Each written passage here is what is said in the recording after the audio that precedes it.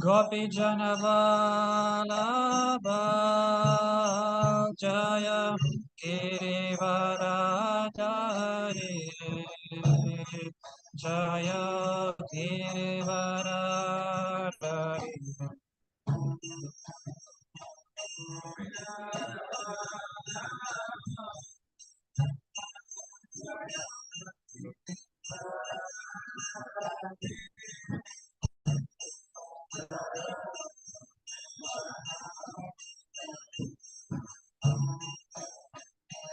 Yashodanandana Jaya Braja Janaranjana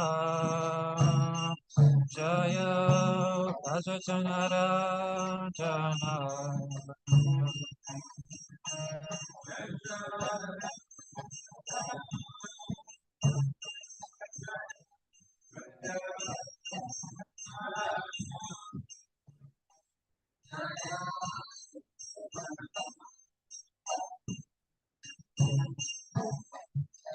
Yamunachira Banachari Jaya Kunja Bihari Jaya Kunja Bihari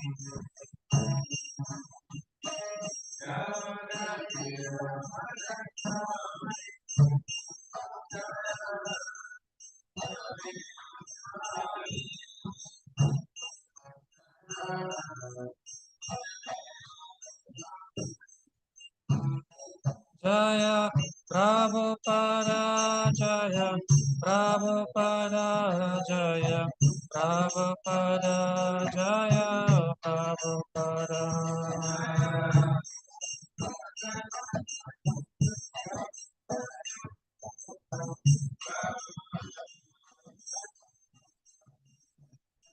Jaya Prabhupada Jaya Prabhupada Jaya Prabhupada Jaya Prabhupada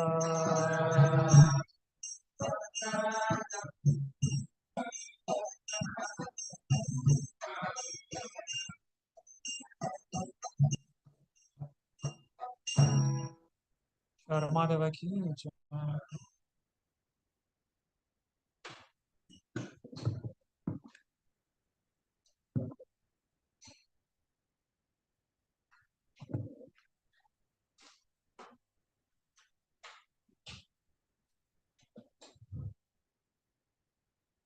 Good morning.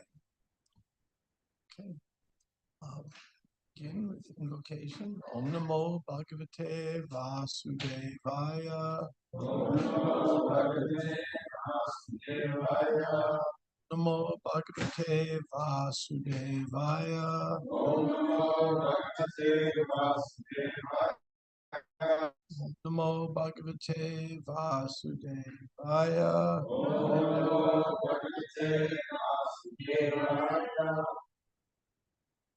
So this is the third canto, chapter 22. I got this right. Verse 1 to 14 with an emphasis on 6. So let's begin on the moment.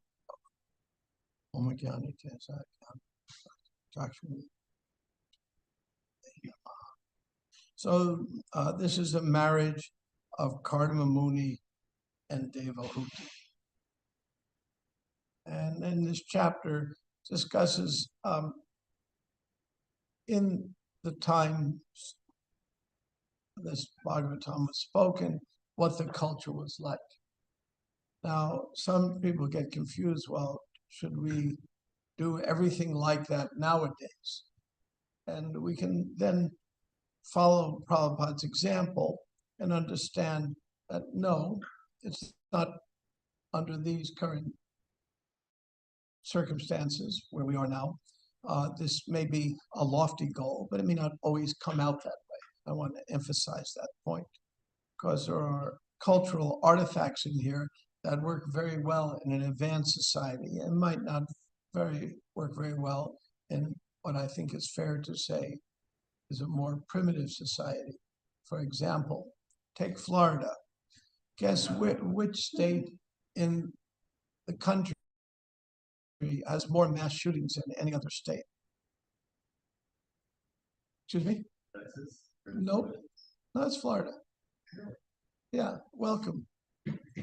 So this is kind of uncivilized that way. A child goes to school and somebody comes and get mad at something and shoot it up, and then National Rifle Association comes and says the solution is more guns. So they put more guns, and then they shoot it up more. And what's the solution? More guns. I mean, you got to be stupid to believe that. But that's what happens. Hope I'm not offending any card-carrying members of the National Rifle Association.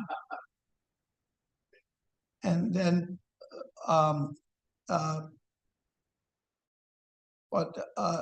so I'm giving a cultural context to this chapter, but many, many important lessons to learn. And this is the marriage of Kardamamuni and Devahuti. Because when we get married, where does marriage begin? Begins what? With the engagement ring, then the wedding ring, and then the suffer ring. Okay, put that aside for now. Sri Maitreya said, after describing the greatness of the emperor's manifold qualities and activities, the sage became silent, and the emperor, feeling modesty, addressed him as follows. And so this is Manu speaking. To expand himself in Vedic knowledge, Lord Brahma, the personified Vedas, from his face created you, the Brahmins, who are full of austerity, knowledge, and mystic power, and are averse to sense gratification. Now, at the Bhaktivedanta Institute, a verse like this gives us quite a bit of pause.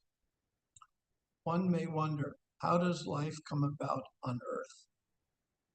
It's a big question. Now, according to the Darwinian model, how does life come about on earth? Can someone tell me? What's that? How? Matter? Well, how do cells happen? What did Miller-Urey experiment allegedly prove? Yes. Yeah, and anybody know the Miller-Urey experiment? 1950, very famous seminal experiment. Yeah, they made a soup that represented what the primordial Earth would have looked like, according to some geologist theory. And they sent an electric bolt through it like lightning. And presto, some of these chemicals then naturally formed an amino acid. Amino acid, of course, is a building block of proteins. So this is how the first proteins came. And then these proteins coagulated together, and they formed eventually a cell. And this cell, by natural selection, gave birth to children's cells by the asexual division of cells. And eventually, this ended up with Adisham. We work our way up to it.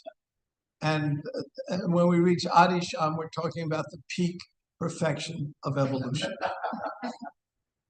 So finally got there. Now, this is the theory. This theory is based on Darwin's look at finches in Galapagos, which some of you may know about, and the fossil record as known in Darwin's time. Now, the fossil record as known in Darwin's time showed something. It showed that in very older rocks, you had simpler forms, and in more recent rocks, you may have more complex forms. Who here has gone fossil hunting? No, nobody's done that. 25% of your life is wasted, but we'll tell you that story later. Okay, anyway, there are, I take my grandkids to Hogstown Creek and we dig in the muck on the base of the creek and we find 3 billion-year-old shark's teeth. They get a thrill out of that. Sometimes you get a what do you call it? Megadon, and the teeth are this big. Those sharks are no longer here. And so they saw this general trend. And in 1971, two of the most famous paleontologists, those who study fossils, wrote a paper. And then in 1977, they wrote a second paper. They said, we've published our paper a half a decade ago, and no one's defeated us. And now the evidence is there, and we declare us the victors. And this was the very famous Stephen Jay Gould and Niles Eldridge. They're very, very famous. They're both deceased now. The most famous of the 20th century in this area. And they said, Darwin could not have had it correct because when Darwin did his work, we knew so much. Now we know so much more of the fossil record. And Darwin must have had something wrong about it because the fossil record shows virtually no intermediate species. Virtually none. There's 2 or 3 examples that are vague. You would expect to see a lot of intermediates. When Darwin's time, paleontology was new. Before Darwin's time, when people would find large bones like from a Tyrannosaurus rex or some other large dinosaur, people thought, 2 things. One, that was before Noah's flood, there were some larger creatures left over. Or another one is God put that in there to fool us. And I've read those papers. So they said, there's no intermediate species. But Darwin's right, but he's wrong.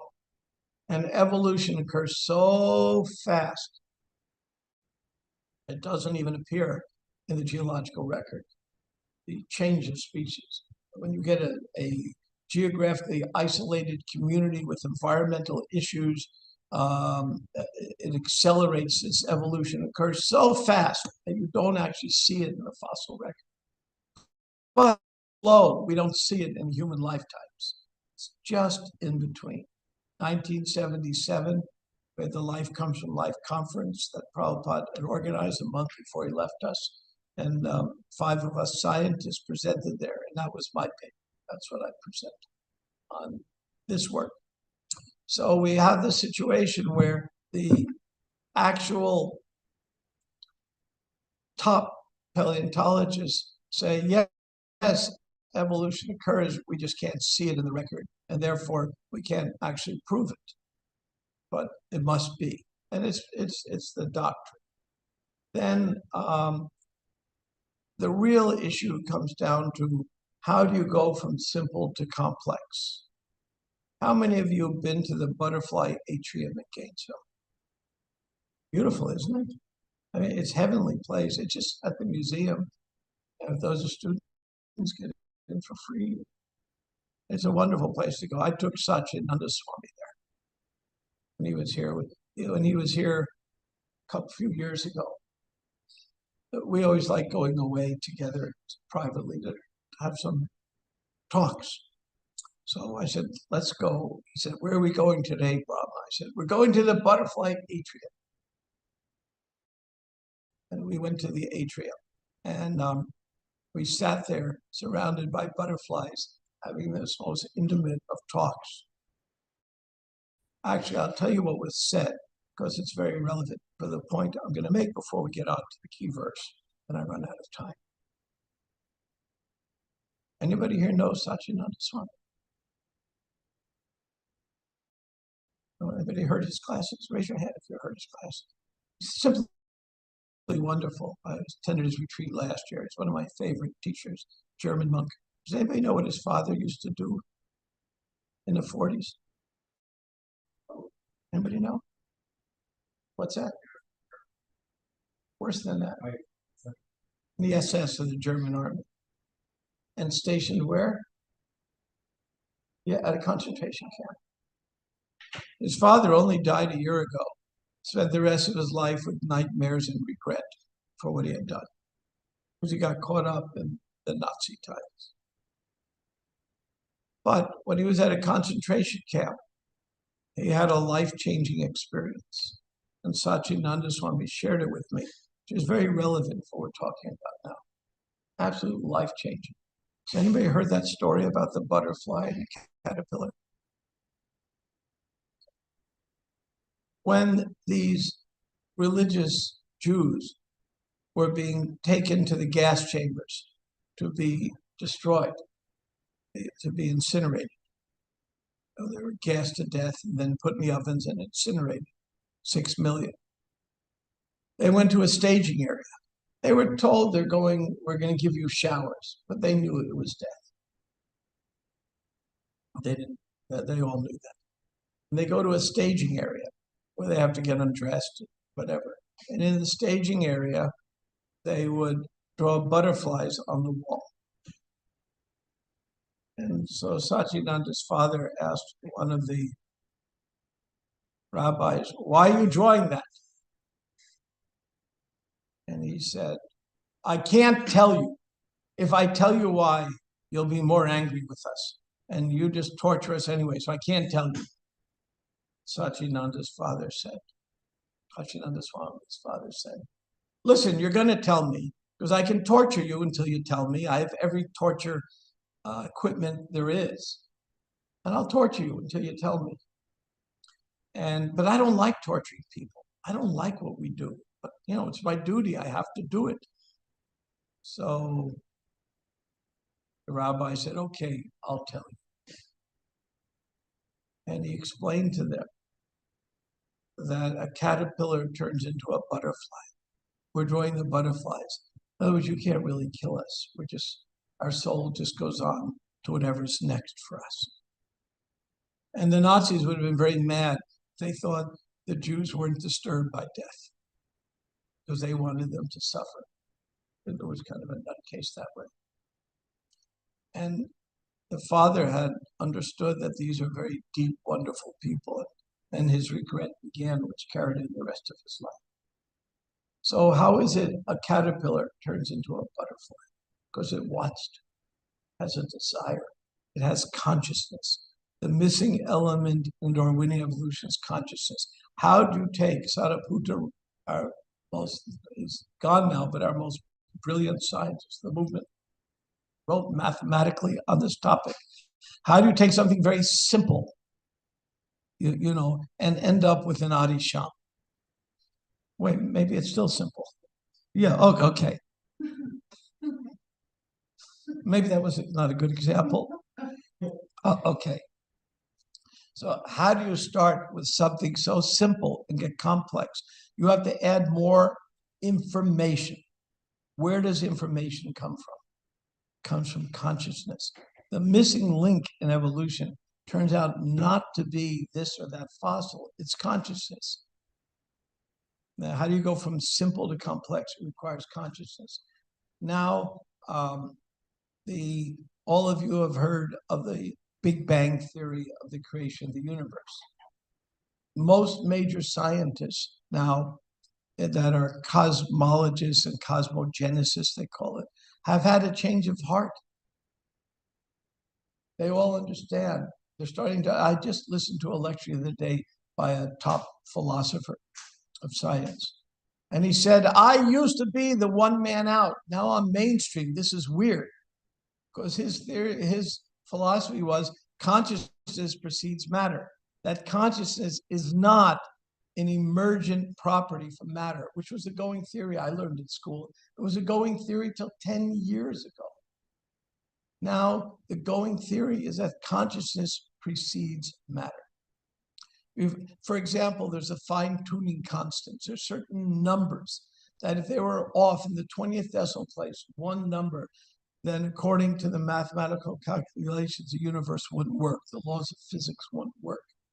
So before there's matter, there's numbers, and numbers mean consciousness. And I'm not saying this as a devotee speaking, I'm saying this as a top scientist, philosopher in the world are saying, Sir Roger Penrose example, Nobel laureate, people like this are saying there must be consciousness preceding matter. They don't know what it means. They don't understand the details of it, but it's accepted consciousness must precede matter.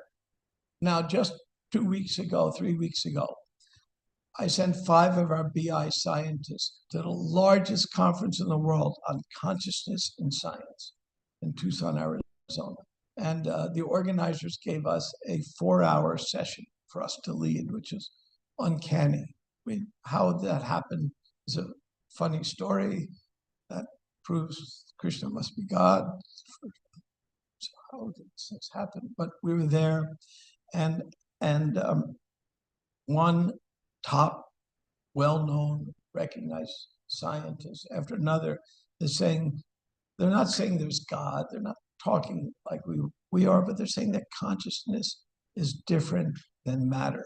The idea that the brain, consciousness just rests in the brain is becoming passé. 10 years ago, the whole materialistic view of the world was basically the only view in academics, except for the outliers. Now as I said, this one outlier said, "This is weird. I've always been the outlier and now I'm mainstream. What happened?" A guy named Hart from Notre Dame. So here, we're getting back to this verse. Yeah, I'll eventually get back to the shoot. We'll get there. I didn't lose it all yet, but we're working on that too. To expand himself, Lord Brahma, the personified Veda, from his face created you, the Brahmins, who are full of austerity. So this is a creation story in which creation begins with intelligence. There's some intelligence, and somehow there's creation. Now, some of you may want to ask the question, how does this fit in with the evolutionary theory as we know it in the fossil record? Would anybody like to ask that question? Anybody interested in that? Sorry, I don't know the answer. Okay, I really don't. That's an area of research. How we know that consciousness is necessary to animate a body. When, let's say, someone would die. I remember when I was in 7th grade, it's still shocking to me. Jeanette Kellum was one of my classmates. We were in a lot of classes together, so we knew each other a little bit. And one day she's sitting at her desk. She falls, I mean, still I can remember it. It's a long time ago. She falls over dead, had a brain aneurysm. Very nice, kind of quiet girl. Just fell over dead. There's her body, and she's not there. What a shock that was to me. What a shock. I mean, she's there, but not there. Jeanette, are you there? Are you there? But she's not. So it was my first kind of major understanding. Wait, we're not this body. An intuitive idea we weren't this body. And when that happened, I said, we can't be this body. And then my grandmother died. I said, wait, how can, nobody can really die. Doesn't make sense, die, but the body leaves. And I started having realizations that the body and the soul must be different, but I couldn't. So I went and saw like Jewish families or rabbis asking, explain it to me. I had no idea, none whatsoever. Of course, later on, Prabhupada explained it, made every bit of sense. But it's just intuitive. So what exactly how the world is populated, we know some evolution occurs. You have wolves and chihuahuas, things happen. And then how species populate the earth. We know consciousness comes first. We know a lot of important things. A lot of detail still, a lot of research to do, which is what we do at the Bhaktivedanta Institute. So I give them, and I'll pause here. Any questions, comments, questions, criticisms, jokes? Yes.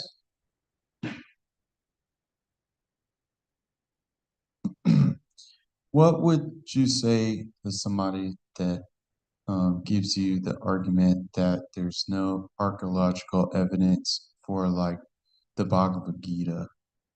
Brother, I've been to the, I was in the Peace Corps in New Delhi, and I was learning Hindi. And then after several weeks of learning Hindi, who here speaks Hindi? Hindi bol sakte hai?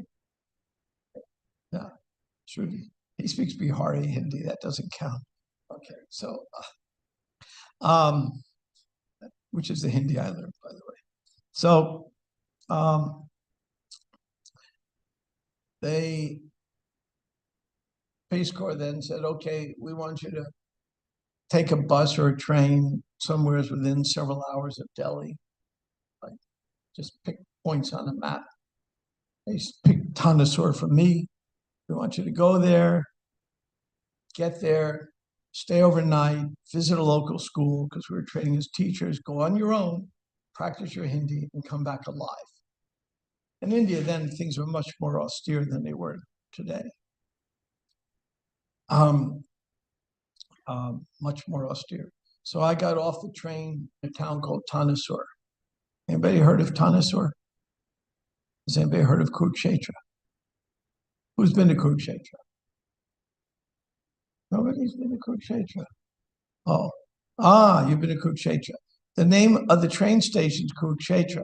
The name of the bus station was Tandasur. I had no idea. When I got off, do you remember seeing the chariot temple?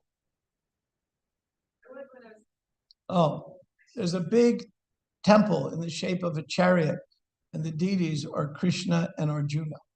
And I got off, and there's a chariot temple. I said, wow, I'm at Kurukshetra, where the Gita was spoken. Because I went to India to try to understand the Gita better. And I said, and when you get there, it looks like a battlefield. It looks like it. And one devotee who did some archaeological work there said you even find the sand that sometimes you dig is fused together like weapons of superheat. I didn't personally witness that, but one devotee who's quite qualified explained that to me. So it looks like a battlefield. So that there's a historical place, Kurukshetra, exists. That it looks like a battlefield exists. And that Hastinapur was, I went on an archaeological dig in Delhi, 1971. And they were looking for remnants from Hastinapur, in the capital of India at that time, city of elephants, Hastapur, city of elephants. It's a very wealthy city. So they were looking and finding archaeological evidence that preceding Delhi was Hastinapur. Now, archaeological evidence in India is hard to come by because India has almost more rivers than any other country in the world. And rivers, as you know, meander and move. So it destroys a lot of evidence. Rivers tend to move and erode, and that's the nature of rivers over. We're not talking millions of years, we're talking thousands of years. That's what rivers do. So, but there is all these evidences. So Kurukshetra is is absolutely a real place. There is evidence, and you go to which is in Pakistan now, the Harappa civilization. They're digging up towns there. And I just read a paper recently. They discovered, this is towns maybe at least 5,000 years old, remnants of it. They had running water and toilets. I mean, Tom Crapper, that really was his name, invented the English toilet in the 1800s. And his name was Tom Crapper, and you know where the rest of that comes from. Oh, John Crapper. So we go to the John and do a you know what, because that was his name, John Crapper. And he invented in England the flush toilet. Before that, there weren't flush toilets. We won't get into what that was like. So, but it turns out the Harappa civilization had flush toilets, even before the Romans, way before the Romans had their public baths and aqueducts, all of this. So in the ancient times, there was technology that's been lost. So we had, advanced civilizations. We lost it, and then things get revived. I mean, to this day in Rome, The water for the city of Rome comes through aqueducts built 2,000 years ago by the Romans. We still don't know quite how they did it. Nobody quite knows how the pyramids, the glue that holds the pyramids together. There's this famous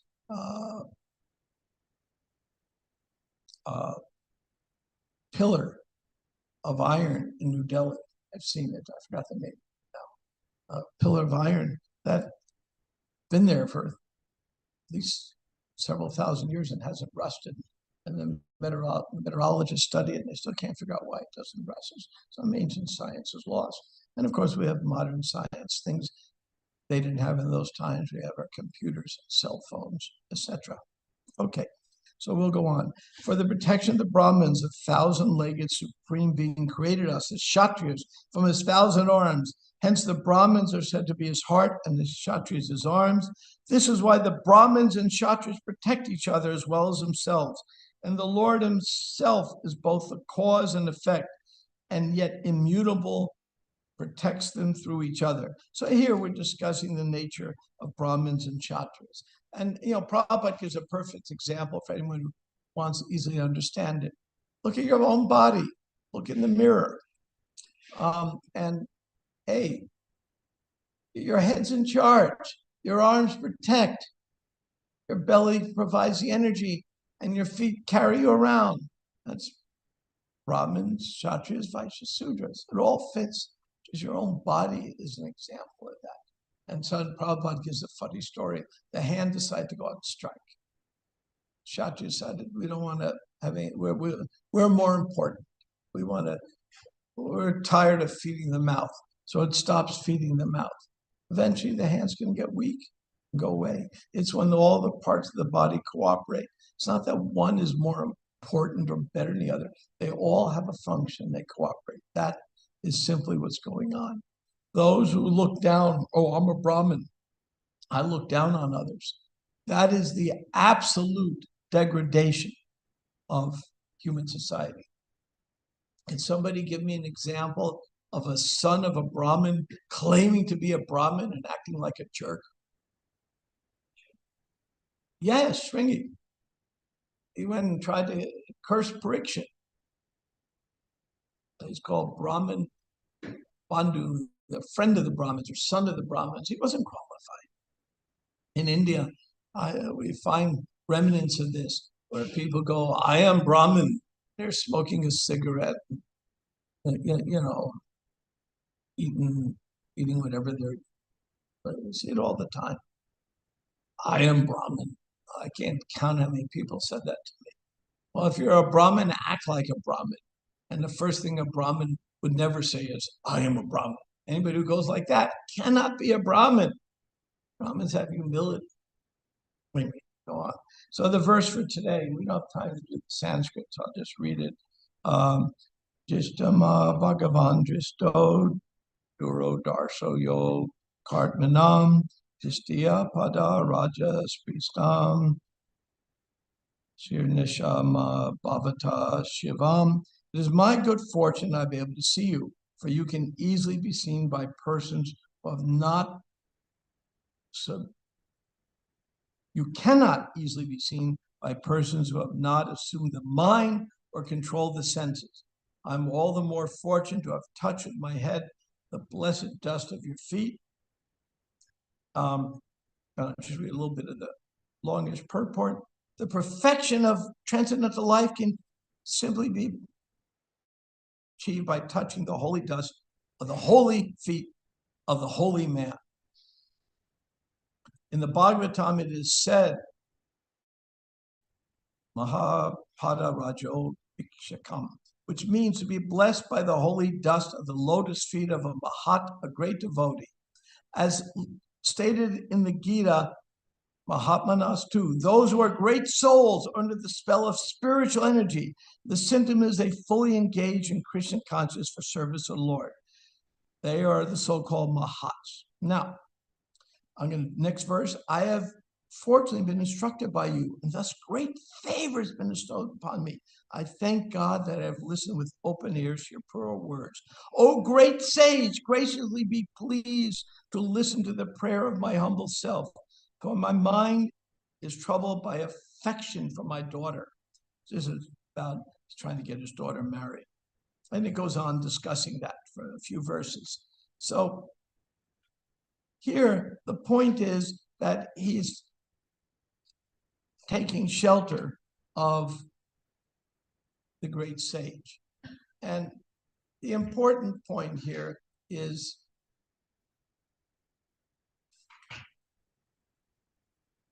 taking shelter of a sage. Now, taking shelter of a sage requires a certain humility. It means I don't know it all. We're in a very egotistical society nowadays. So when I was first, I've told this story before, but many haven't heard, so I'll tell it. When at the very first Mayapur festival, 1972, there were no bills. Who's been to Mayapur? You've been to Mayapur? Yeah. There was only one building, the Bhajan Kutir, a hut for Prabhupada. It's a little bigger now because floods wash it out. Every time they rebuild it, make it bigger. But it was a small thatched hut, a tent for men, tent for women. That was it. A hole in the ground for Mr. John Crapper. And that was about it. There wasn't much, nothing there. You cannot buy anything except one guy drove by on a bicycle with coconuts. It was the only shop. There was nothing to buy. And at the very first Mayapur festival, there was one guest. Only one guest showed up. Because Prabhupada, the land had bought, Prabhupada said, we're going to do Gaur-Purnima. The boy said, Prabhupada, we just bought it. There's nothing there. It was a month before Gaur-Purnima. Prabhupada said, do it. We're going to have a first Gaur-Purnima near the birthplace of Lord Chaitanya.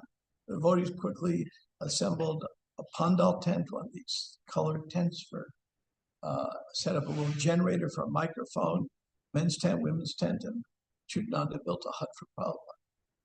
And so 60, 70 devotees gathered. And they gathered there for the very first Gaur Purnima under the full moon. And there was no electricity except a little generator it didn't work very well for the microphones, and that was it. And only one guest showed up at the festival.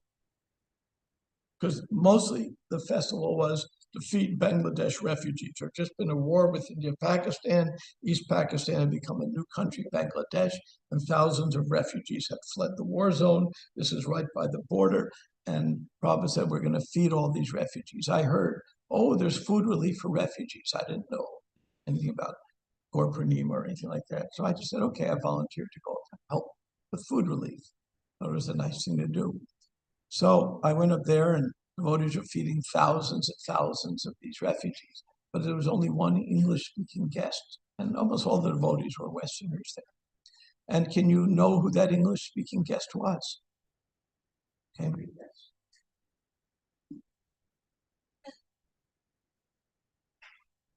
And devotees were giving all kinds of advice.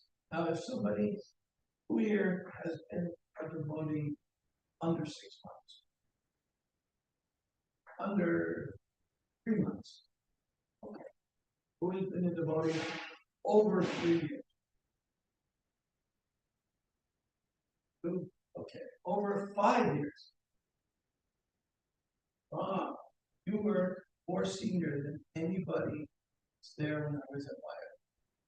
So there were devotees with just joined 2 weeks ago, devotees who had joined 5 years, maybe 6 years. How can I tell the difference? They all wore bed sheets and mismatched socks. There was no way to tell. Well, I could tell maybe some matched socks.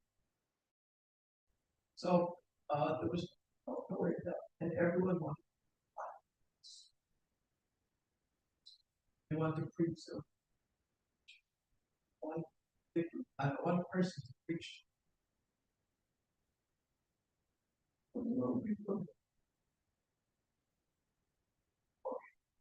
And one thing, sort of city honest. So everyone wants it. The average age was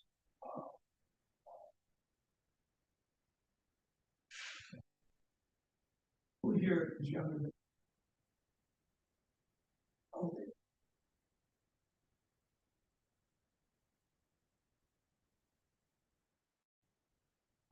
so what do I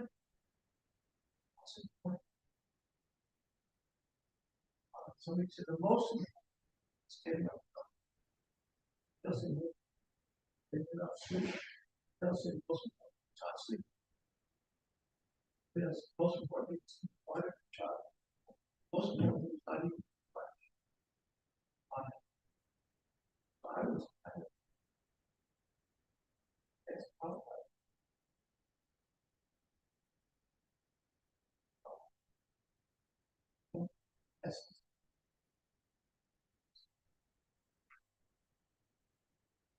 most that's most spiritual reason approaching them.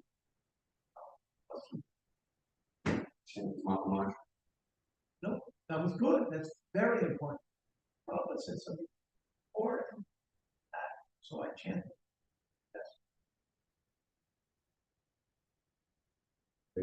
Of a spiritual master. Yes, that's important, but something more important than that's why that is almost it. Almost a minute. Nah. I still have that's helpful. Yes. Say again? Preaching. Well, Prabhupada said in order for preaching first. Yes. Yes. What's the difference now? Helping balance. Yeah, that's very important. But this is the secret of hope. Yes.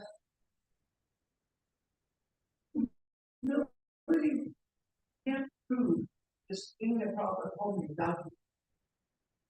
You still have to do that. Yes. Association. Want to say something? The power association. Yeah.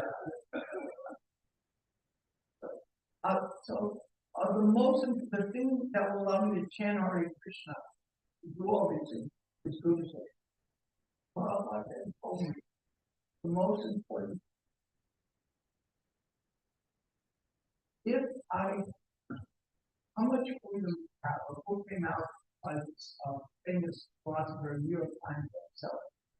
Book, famous book. Yeah. I mean, I hate this guy's partner. I have no freedom. I love you, but I'm choosing. Ridiculous. Yes. But true, most of us don't have much. We're very, very cheap. How much food we well, for the most food, get a lot of plus the motivation. Well,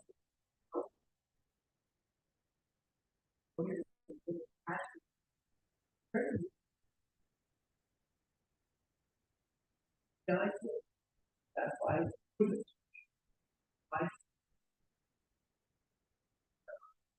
all we want is our real self. By association, only said those others must also under those on what's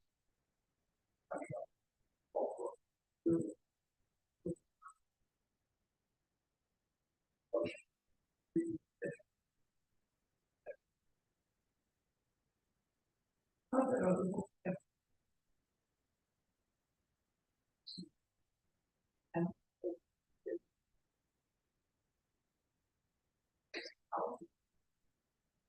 is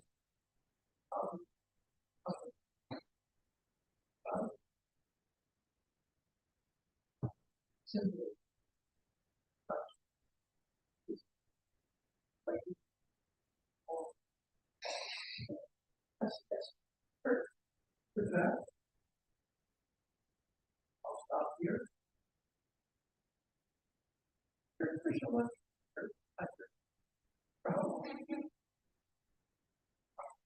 Also, you are so young. Start. Oh, very nice. I didn't know. Okay. Any questions? Comments? That. That. Oh, I believe Prabhupada said once that those who believe that we came from monkeys came from monkeys. yeah. Yeah. Now, I've heard those given class arguing against it more. The argument goes like this. You know, the father said those who be are that. But one argument I've never seen one push theory of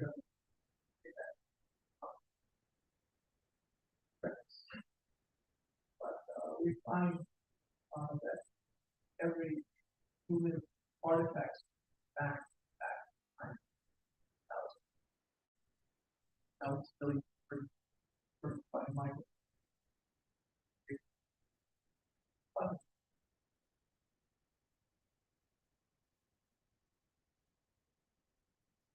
on with for thousands, not all of them, but mine. When I was at Covering Hill, I was telling the monkey, the rest, they will grab the glasses. First of all, they back glasses. And I found out that some of the animals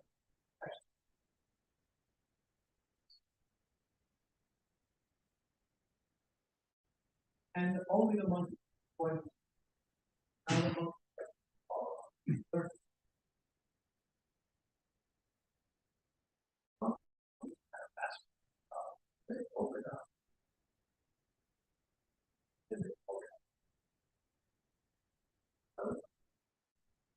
But then at one point,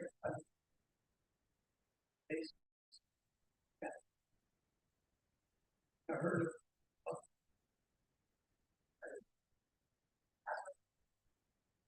them.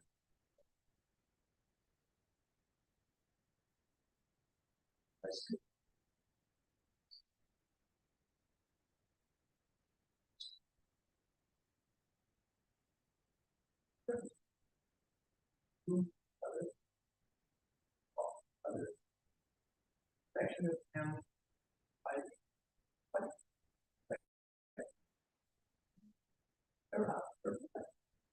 was there. I was told why. Local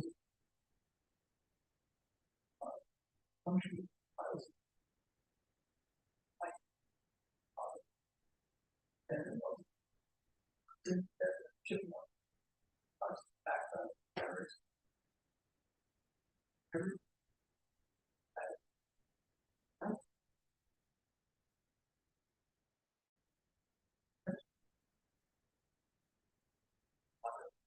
one of these there. One of them, $100,000.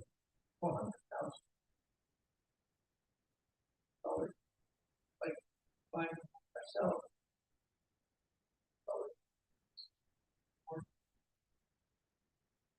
Okay, that's good. Thank you.